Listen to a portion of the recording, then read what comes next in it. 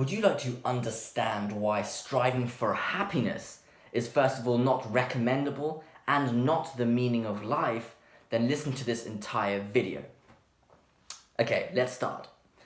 Trying to strive for a singular emotion in life is, first of all, impossible because humans are far too complex, and I think it's damaging also. Let me explain.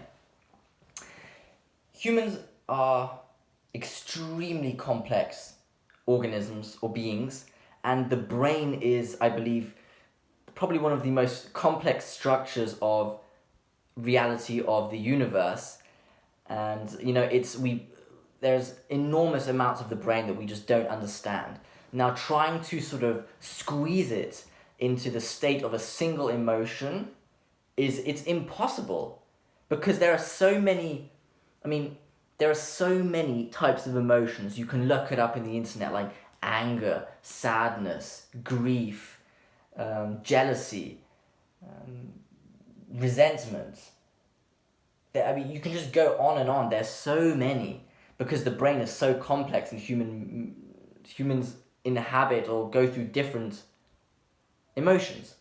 And because there's so many, trying to squeeze the human into permanently being in one single emotion of happiness, it just doesn't work, because it's mathematically so difficult to force the human into one little fraction, and to sustain it like that. It's really impossible. It doesn't work permanently. And with happiness, I mean the feeling of joy, of content, of being content, feeling pleasant, and with a smile on your face. Like, that's what I mean. Like, joyful. That's what I mean with happy. It's far too complex, and I actually think it's nice to feel sadness or experience bitterness, because it strengthens your character. It's part of what it means to be human. It's part of our nature, and if you repress that, I think it's actually quite destructive. It's almost, you're like trying to manipulate a truth of who you are. That comes at a cost. I really believe that. And it's important for the human psyche to feel sad, to feel different emotions, and be free in its complexity. Because if you repress it, you cage it in, and then eventually you develop this pressure, this tension, and eventually it'll explode, and it'll destroy part of you. It'll self-destruct. I mean, there's a quote by I believe Dostoevsky. He said something like, the most intelligent people, the most valuable or most intelligent people must feel real sadness in life, because it's a reality of life, and it's part of life, and it's really, when you recognize the nature of reality, that it's tough and challenging, but you repress it because you want to be happy all the time, you deceive yourself. You take a step away from what's real, what's the truth. That's dangerous. That really is dangerous. And another reason why happiness shouldn't be strived for, like, entirely, or be the umbrella of your life, is because when hell hits, when sort of worst case scenarios arise in your life, one of the first things that'll like vanish and disappear in thin air is your happiness. It's so volatile. It'll just go, and you can't really get it back if you're going through an extremely brutal period. And hence we should try and because suffering is quite a frequent aspect of life, and suffering is the absence of happiness. We should find something to deal with the suffering, maybe, because happiness won't justify your suffering.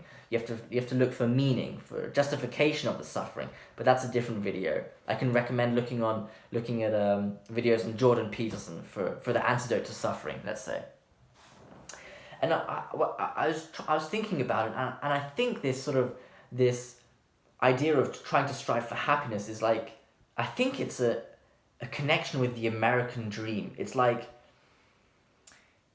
you should strive for material wealth and making it, in life, being successful, because once you reach that point, then you'll be happy. That's how it's sort of packaged and sold. And what I think people are taught on a grand scale is that be successful, make a lot of wealth, and then you'll be happy. So you should aim for happiness, and the American dream, like the wealth, will get you there. So I think that's also, it's deceiving and just not true, because I'm sure you already know this, like money won't make you happy, period. It just won't. And the American dream, like, it won't make you happy. Let's say, if I understand the American dream correctly, I may have misinterpreted it.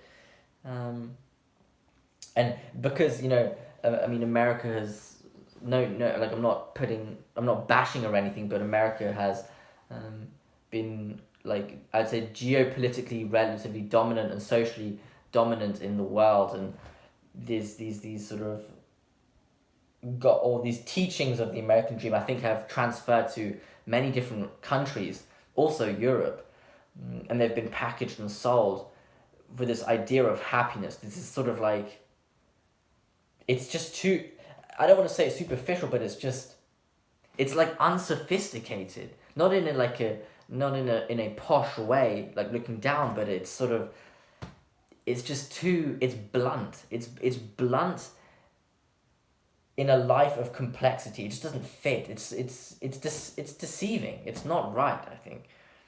And that's why don't be convinced by the American dream entirely. Be skeptical of it. Look for something that sustains you through worst case scenarios, difficult periods, because they do happen in life. And that's usually finding meaning in life.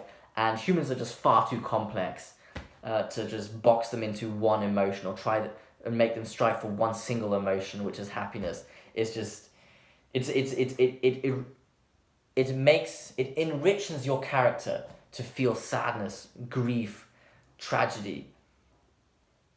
It builds character, charisma, and your personality. It's part of being human, and please don't deprive yourself of that. So that was a short summary of why you shouldn't strive for happiness in life. You should strive for something else, potentially. Thank you for listening.